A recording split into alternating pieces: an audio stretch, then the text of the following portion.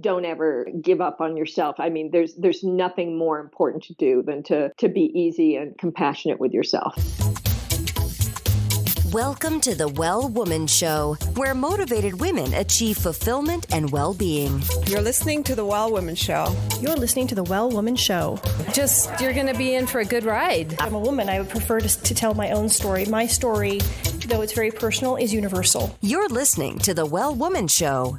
And now your host, Giovanna Rossi. Hello, Well Women. Today on the show, I talk to Christine McHugh, filmmaker and president of New Mexico Women in Film. And we talk about what is being done to address gender equity and inequality and disparities in TV and film and the ReFrame movement. And we talk about how Christine found herself in film at the age of 50 after a very interesting, completely different career. And what's next for Christine and the New Mexico Women in Film and TV and what they're up to. And so I'll be talking a little bit about how New Mexico Women in Film is championing a strategy developed by Women in Film in Los Angeles called ReFrame, which is a revolutionary certification structure for production companies willing to make diversity and gender equity a priority in the staffing of their projects. Since last year's Oscar Awards ceremony, when Frances McDormand brought the concept up of an inclusion writer, the idea has been gaining a lot of momentum. So I'm super interested to talk to her about that. Christine McHugh is a filmmaker who comes to the medium through her many years of work as a theater director. She directed the short comedy film On the Nature of Hotness, which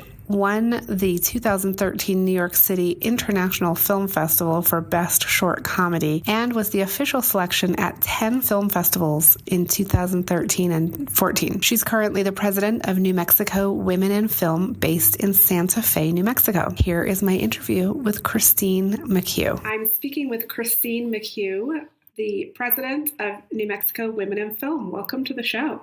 Oh, it's great to be here with you, Giovanna. So Christine, you've got a lot going on. I'm excited to hear about some specific strategies around gender equity and diversity that you're working on. But first of all, will you tell me, Christine, who are you in the world today? I kind of come to this conversation today as the president of New Mexico Women in Film, but that post came to me kind of through my work, which is a very unexpected and roundabout way to end up in the film industry. I have to tell you, I consider myself kind of the quintessential accidental filmmaker. I never set out to do any of this, but it kind of came around this way, and the signs from the universe were this was the direction I was to go, and there was no real ambiguity about that, and it's been a wonderful ride. I have been making film since about 2013, and yeah. Oh, interesting. Wait, I have to ask you what happened there, because that was a great intro. And I feel like that happens to a lot of us with our careers, right? It's not a straight line. It's never what we thought it was going to be. But how did you Well, it's so interesting that you talk about it not being a straight line, because I had been doing a lot of work as a life coach up until I started this. And the life coach modality is pretty much kind of just determine your goal, create a strategy for getting there, keep yourself accountable along the way, have people who can support you, achieve the goal, on to the next one. And so it has been kind of linear. And that's kind of the way I thought it was supposed to work. And I was the life coaching work I was doing was basically helping people create their kind of a solo performance piece, like a spoken memoir, so that they're really looking at an exploration of their identity through the stories that they tell other people about themselves. And I was working with a client in Seattle, and we had just done his solo piece, which was about a 90-minute piece that he did for his 50th birthday. And he rented out a theater and invited all of his friends. And he came off after the performance, and he just kind of grabbed me. He said, "Oh my God, I'm firing on all cylinders when I'm doing this work with you. We have to do more of this." And I'm like, "Okay, great. What were you thinking about?" He said, "Well, maybe we can do a film." And I'm like, "Well, all right, that sounds fun. I don't know. I've always wanted to direct a movie, that's kind of the cliche, but that would be fun to do. Let's try that." And so we worked together and we created a script that was just basically a 9-minute little comedy short that was based on stories from his life, although it had a very universal message in it. We decided to enter it into film festivals, and the first film festival we got into was Cannes in France. And then we started thinking, the next one we got into was the New York City International Film Festival. And then we won that for Best Short Comedy. And at that point I thought, I guess I'm going to make movies now. It was the most amazing thing about it for me, Giovanna, was the letting go of expectation or linear process and just kind of falling back into the river and let it take me where it will. I mean, the trusting experience that the universe has my back. And I hadn't really ever done that up until that point in my life. But I think mid-50s was a good time for me to trust in that. And it sure paid off because it just went bing, bing, bing. The next thing I did, I got involved with New Mexico Women in Film, and I had a mentor discussion with someone who said it would be a good idea for you to start taking classes and learn how to be to do what your editor and your cinematographer did. And I did that. My first class project, I did a little mini documentary about my mother-in-law, who was dying of cancer at that time. And after she passed, they showed it at her memorial, and I put it up on Facebook. And then all of my friends came to me and said, I want you to do that for my parents. So I developed this little business creating legacy videos of matriarchs and patriarchs of families. So the second film project I ever did, I started a business out of. The third film project I ever did was another final for one of my classes, and it was a friend of mine from the Bay Area who is a singer-songwriter, an incredibly talented woman. She said, I want you to make a video of this one song that I think will go viral. And I had seen her perform the song many times. And I said, I'm pretty sure that will go viral. That's a good one. So we worked on that, and then we released it. It's a musical video called Older Ladies by Donna Lou Stevens. And it has 17 million views on YouTube right now. It's been downloaded enough times and embedded in other sites that it has more than 70 million views on all the cumulative sites. Anderson Cooper did a whole segment on his 360 show on it the week that it came out, saying that this is a anthem video for a forgotten demographic. It's hysterical, and you should all watch it. And he even mentioned my name, which nobody ever mentions the name of a director of a music video.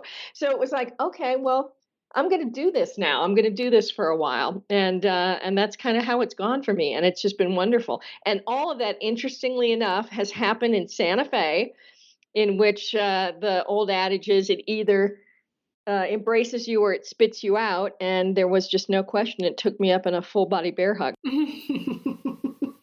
Wow, that's incredible. Oh my gosh. Okay, so going back and maybe putting your life coaching hat on, why do you think you were so successful at this, starting in your 50s as a filmmaker? Well, I think at this point in any person's life, there's something of a confluence of all of their experience. There's a way where you're able to integrate all of the things you've learned how to do up till this point. And I have to say, though, while that is, I think, a common experience for a lot of people, I don't know that the second half of the formula is as common, which is my willingness to let go and just go with the flow, just trust that it was going to be okay.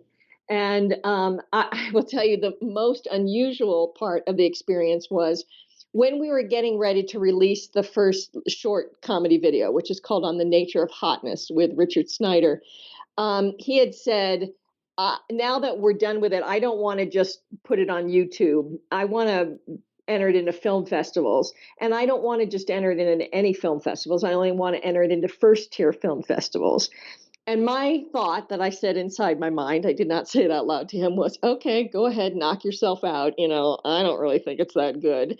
And it wasn't that it was because I didn't trust my participation in the process. it was like, I didn't think my work was very good. So here I was, as his life coach, the kind of, if you can dream it, you can be it support, champion that I've been hired to be for him all these the years that we worked together. And I want to say that to him, but because my work was involved with it, I didn't really trust it. I didn't have that same kind of confidence or that willingness to believe in it at that level. And then it immediately paid off, and I had to reevaluate how do I look at my own work? Where's the faith that I have in what I do? And it really pulled me up short. It really made me think that I had to invest a lot more care and time and faith in the work that I do. And once I started doing that, it was just kind of just straight road to having a lot of small successes, but definitely undeniable. So it was really very cool process. Oh my gosh, that's fascinating. So now fast forward, you are the president of New Mexico Women in Film, and we actually met each other because of gender equity work and various things. And now you're working on something new. Can you talk about what that is and why it's important for you to be working on right now? Yeah, since I came into the presidency of the organization, I've been doing it about 3 years now, there's been this growing kind of finding myself in the role. I think that happens for most people in any kind of leadership capacity. They have to kind of bring their personal power, their experience, and the authority that's given to them by the organization to try and find their, what it is that they do. And I've had a bit of an evolution around this concept of being a mouthpiece, being vocal about gender equity, especially at a time, it came clear to me that there, and again, Giovanna, I don't have a long history working in a studio system or working on big sets. I don't come to this with the same kind of traditional background that a lot of women professionals in this industry have. So it actually was a bit of a dawning on me just how unbelievably inequitable the hiring rate was between men and women in the industry. And so as it became more and more obvious, there's a lot of social events that have taken place in the last 3 years that have really brought this to the forefront of our society about how the storytellers, the people in charge of crafting a message, were in fact kind of the propaganda arm of culture. How could it be so heavily weighted in favor of men so that women's stories, women's opportunities, we're not getting them. And when that really hit me, I took it up full force and said, if we're going to be the organization, kind of the face of women working in this industry in the state, we have to take a big stand on this. Are you at the top of your game professionally, but feeling burned out, or finding it hard to focus on your goals, or unfulfilled personally? Or are you in transition, simply juggling so many things you find it hard to take care of your own needs? Well, you're not alone. We all need to activate the 4 universal superpowers. These are the internal strengths and abilities we all already have, but don't use all the time.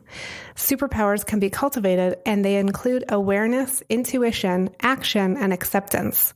Toward the end of the show, in a segment called Superpowers for Success, I ask my guest about her superpowers, and the answers will give you the strength, perspective, and power to live a well-woman life. We've had a couple of events. We try to have an event every year that's going to support that in some way or other. Last year, after Me Too kind of hit the public, things really started to escalate, and it escalated in a very high profile media way, and that's good. I think it's good that it brings our attention to it, but I'm concerned that it doesn't have the real teeth to affect longstanding change because it is a media spin more than it is let's take this to the courts and let's have laws. Let's make sure there are laws that legislate around this. So that's kind of what we're doing. But last year we had screening of Jennifer Seibel Newsom's two documentaries, Misrepresentation and The Mask You Live In, which are fabulous examples of how women and girls are inculcated in the images of what they're allowed to be through media, and then also the idea of where toxic masculinity begins. And then I had you on a panel that followed that whole thing, in which we're looking at a way forward out of the kind of tangle of sexual harassment issues that we're dealing with right now. And that's something that I think that we need to be a forum for. We need to provide that conversation so people are looking at proactive ways that they can be a part of changing the industry, changing the world around harassment issues. So that was last year, and that was great, because we had a couple lawmakers on the panel too, and I loved the way the panel was very focused, because I'm very practical. I'm a policy person, and I want to see practical solutions to things. And so when you just said, the Me Too movement has been great in a lot of ways, but what's actually, on the ground happening, what's actually changing? That's what I'm very interested in. And so I love that you're bringing that up over and over, and you're doing that again in February with the showing of another film, and really working on an very innovative strategy. Well, a lot of this was prompted by one of the guests that we'll have in February, one of the featured personages in the film that we'll be showing, which is the documentary This Changes Everything, and that's Maria Geis. Maria Geis we had as a guest speaker a couple of years ago. We did it in Santa Fe, and we Skyped her in on a big screen in an auditorium, and had a fascinating discussion, because this woman has done an amazing job. I mean, what she has done to basically put real legal teeth into creating gender equity in the film industry.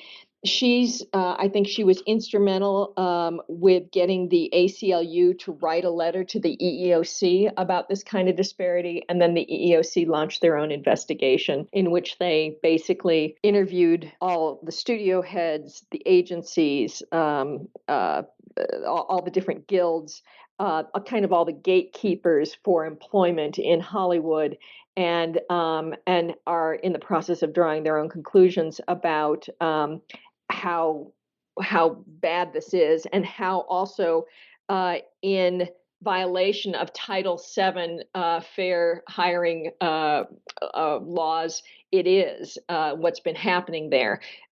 In so doing, she has made herself something of a pariah in Hollywood, and that's what they talk a lot about, this dropout period where women may get one opportunity, but then it's 15 years before they get their next opportunity, as opposed to a man who has a successful first film or first TV episode and gets hired almost immediately. So she had that going on for her, and she knew that it didn't feel right. And so she started to look into it. As she looked into it, she's made herself basically a burr under the saddle of almost all of the film and TV industry, because they're being called out by her on their unfair, unjust actions. And so she's taken one for the team. She's made this now her life work, and given up really the opportunity to create media and film and television. And she is an incredible advocate and mouthpiece for this new movement. So what is the movement, and what is the strategy?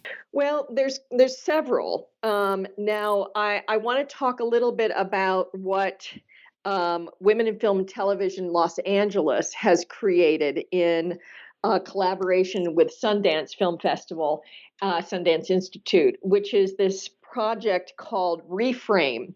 And it is a structural approach, or a systemic approach, to how to create awareness about this disparity in hiring. And one of the things that they say that I love so much is they were saying that gender parity on its own is intersectional. It because it creates equity for all underrepresented groups.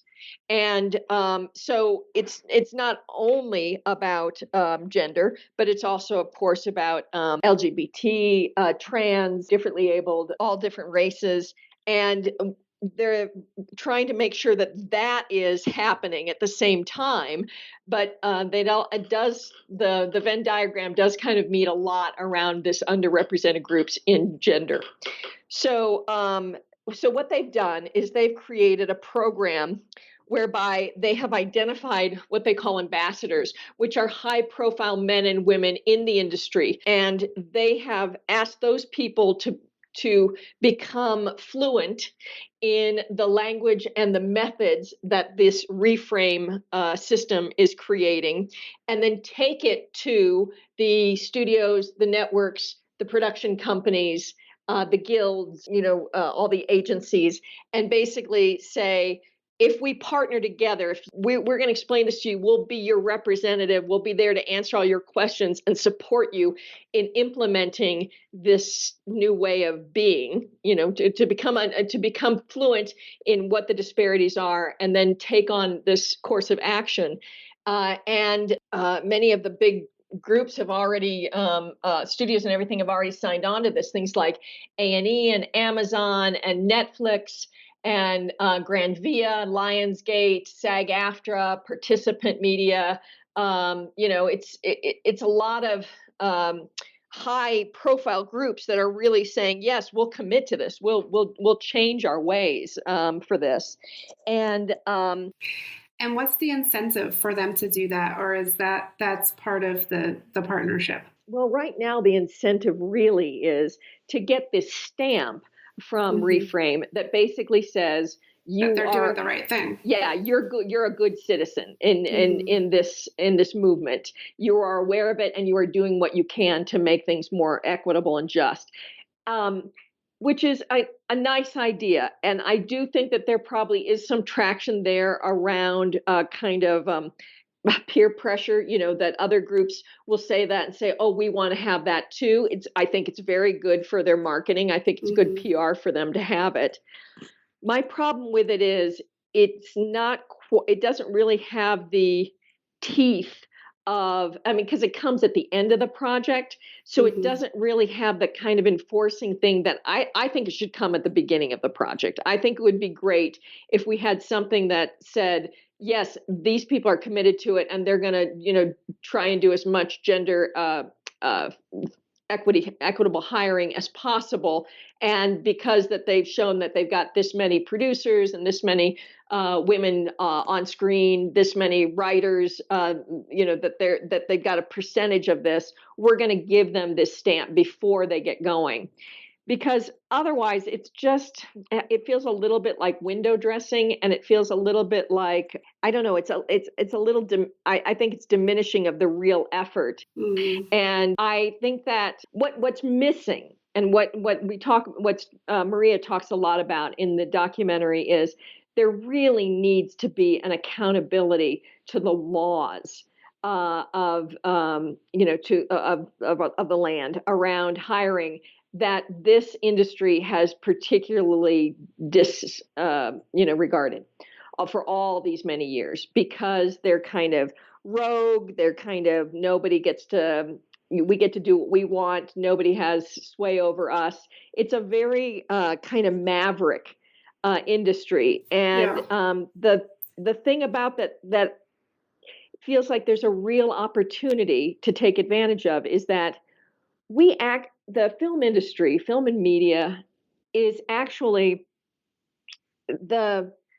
like I said earlier, it's almost like the propaganda arm of culture, especially in the United States. It's like we could conceivably be the spearhead for how things could change. I mean, if we were to be that equitable in how we, create our how we put together our creative teams so that it's that diverse and that fair across the board, we could be an absolute model for social welfare, education, for every other aspect of the things that we're trying to legislate these days and make sure that they are fair in that regard.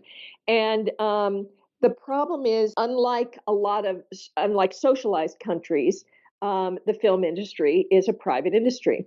The money comes from private interests, and we can't dictate how private interests spend their money. Unlike Sweden, which has a movement in place right now called 50-50 by 2020, which is to have absolute gender parity across the board by 2020. And they're on their way there. They're like at 48% right now already. The amount of strides that they've made around that, but they have a big stick with the nation, the national government being able to enforce how things get funded. You don't get funded if you don't have, if you're not adhering to the laws of gender equity and gender fairness. So what I really, really would love to get some real decision makers, some real high-profile lawmakers would love to have our new governor, Michelle Lujan Grisham, in this screening so that she could become aware that there's actually a very unique opportunity that the state of New Mexico has, which is using our tax incentives, which is very generous for both internal and external production companies who come here to do to produce anything in New Mexico, where they're getting a 25% rebate on what they're doing. If they could be held to this standard of we have to see that you are adhering to Title VII hiring laws before you're getting this kind of money from us. Before and we could even, I think I'm not a lawmaker around this. I haven't looked into what the different structures you could set up, and I'm quite confident that you could set up a different rating for how well you're doing in that, depending on how well what percentage of the tax rebate you qualify for. And I know it's a very it's a pretty out there proposal. But I do think that we have the opportunity to be a real model for the nation about how to do this. Yeah. So, Christine, are you hoping to do something this legislative session, or is this a longer term strategy? Well, I think it's to be practical, it has to be a longer term strategy. I look at what is facing this legislature with the new governor, and especially when I look at what they have on their plate around reforming school spending and things like that, and how how that's going to be done. Got a lot going on. It's I think it's unrealistic to think that they're going to be able to tackle something like this when they've got such a deadline breathing down their necks around doing that in the next 6-week session or 6 weeks coming up. But I will say that I would like to put it on their radar. I think that if they're thinking about this, especially we're going to have a new film office head. We have Alicia Keys in now as the cabinet person doing economic development, a film person out of the Albuquerque Film Office. There are a lot of people that have a very in-depth understanding of all the moving parts around this. And I would like them to have this idea of, most lawmakers really don't have any idea about the letter from the ACLU in 2015 and then the subsequent investigation that the EEOC has launched into, and how things are shaking out around that. That's crucial to know. That is how, if you are armed with that kind of information, you are inspired to be a change leader around that, I think, in this state. And I think we could do that.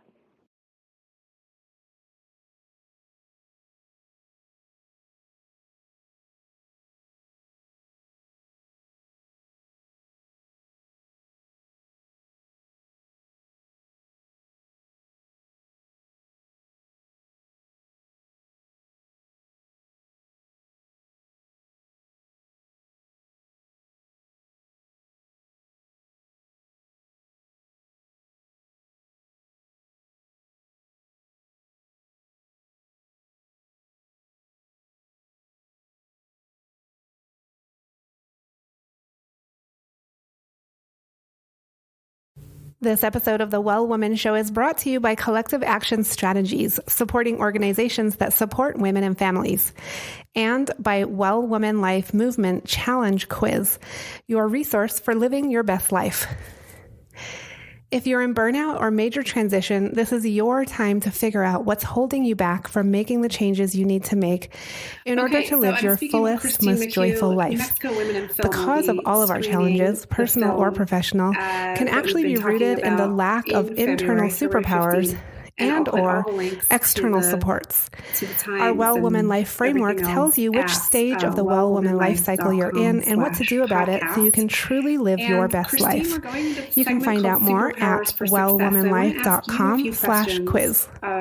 I'm so thankful for support from Natural Awakenings Magazine in New Mexico, a monthly green, healthy lifestyle publication, and for support from High Desert Yoga, promoting optimum physical health, clarity of mind, and spiritual inspiration for all. I have to say, as of late these days, I wake up almost every morning, and the first thing that comes to out of my mouth is, "I love my life. I love my life." And that to me is just the richest thing that I could ever possess. I mean, just to have that kind of satisfaction and fulfillment with the way my day goes is it's a wealth beyond anything I could have imagined. And I'm very lucky to be experiencing it right now. So happiness, basically. Okay. And we talked a little bit about this earlier, but when did you know you were really good at what you do? I will say it dramatically coincided with menopause. And that had to, there's this, I think that my theory is that when we lose our procreative ability, it would be a misnomer to say that it was lost. That's not what happens. What happens is it transforms. The creative capacity that we had, I think, had existed for a long time in just kind of our biological ability to bear children, gets transformed in this new thing. And my creativity just rocketed into the stratosphere around menopause. Oh, okay. Well, that leads into my next question, which is, what superpower did you discover you had only to realize it was there all the time? I think the biggest thing was the biggest turning point for me was when I transformed my idea of this concept of I make mistakes. I screw up, I make mistakes. Which was had reached a head of particularly painful proportions, and I couldn't live with it anymore. And then I realized, oh, you know what? That's not true at all. I don't make mistakes. I'm incredibly talented at creating exactly the circumstances that I need in order to grow and evolve and transcend. And that's changing the way that I think about making mistakes. That's my superpower. Oh, I love that. Okay.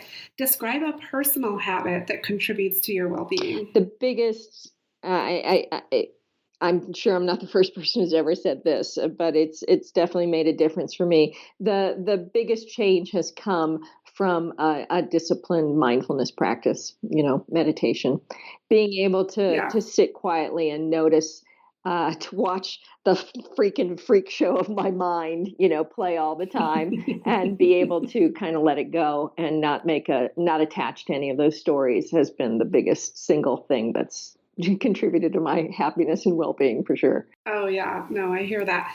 Okay. What advice would you give your 25-year-old self? I think the thing about mistakes, that you can't make them. Don't worry about it. They don't happen. Think of them all as, these great opportunities that you are particularly talented at creating. Well, and that would help you not be so hard on yourself too, wouldn't it? If you didn't look at it as a mistake. Yeah. And I guess that kind of piggybacks, the second part of that advice is, don't ever, give up on yourself. I mean, there's nothing more important to do than to be easy and compassionate with yourself.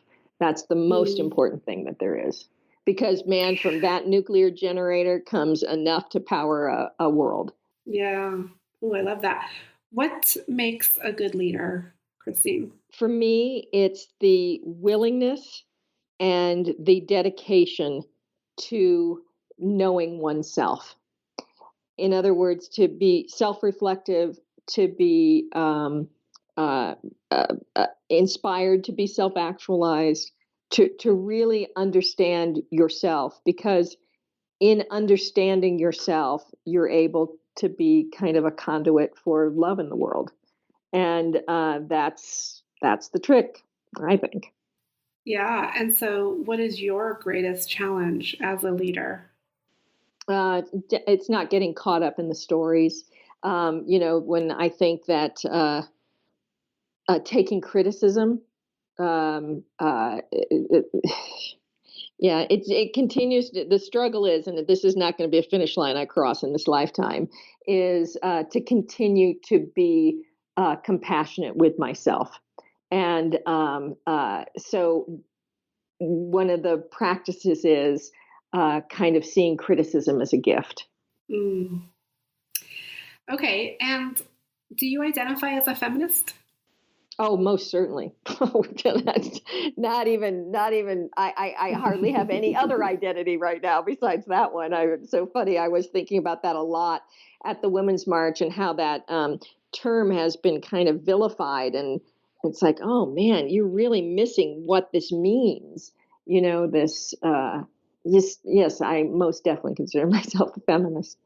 I know. I talk to so many people about that word, and people have such different, feelings and interpretations and baggage and just stories around that word. And so, do you ever think that there's a time when language needs to shift because there's so much baggage, or is it a matter of explaining it more? Well, I think explaining it more has to what's absolutely core to that is educating people about the history of where it went wrong. You talk the feminist movement, Germaine Greer's movement of like the 60s and 70s. You can see how a word gets taken up kind of propagandistically torqued in order to serve, to undermine it, to serve somebody else's agenda. You see it, with Rush Limbaugh and his feminazi stuff.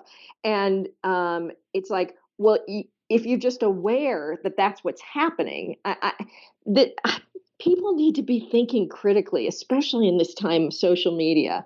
That here's a good example. When something comes across my social media that I want to believe so much, like it creates this visceral reaction in me, like, oh, that's got to be true, and I want to maybe share it right away and put it out there. I stop myself every single time, because I know that if I had that reaction, it was engineered to do that to me.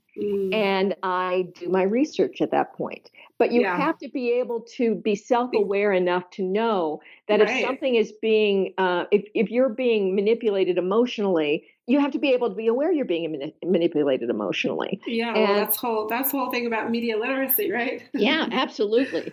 And but that's the kind of critical thinking that we have a responsibility, if we have any awareness of it at all, to continue to pass on to people. And I think that's the way that feminism has been torqued and misused by other people for their agenda. Last question, Christine. What are you reading right now? What's on your nightstand? I am reading The Underground Railroad by Colson Whitehead, which is fantastic. I love it so far. It's really amazing. But I just read another great book, Tara Westover's Educated, and that was some really, really great stuff. Okay, awesome. We love getting book recommendations from our guests. Christine, it's been such a pleasure having you on the show today. Oh, it's been great talking to you, Giovanna. Thanks for having me on. That's it for our show today. Remember, if you need support to live your Well Woman life, head over to wellwomanlife.com/Facebook to join us. Our monthly live event, Well Woman Drinks, brings women together to share our successes and challenges as women, leaders, moms, aunts, sisters, and all the other roles we carry. If you'd like to attend a Well Woman Drinks near you, or if there isn't one in your city yet and you'd like to start one, email info@wellwomanlife.com. If you enjoyed the show, please take a moment and subscribe in iTunes and leave a review. This helps raise visibility, which is super helpful when it comes to producing the show every week. For feedback, comments, or just to let me know you were listening today, find me on Facebook, Twitter, and Instagram @WellWomanLife. I'm Giovanna Rossi for The Well Woman Show. Until next time, have a super powerful week.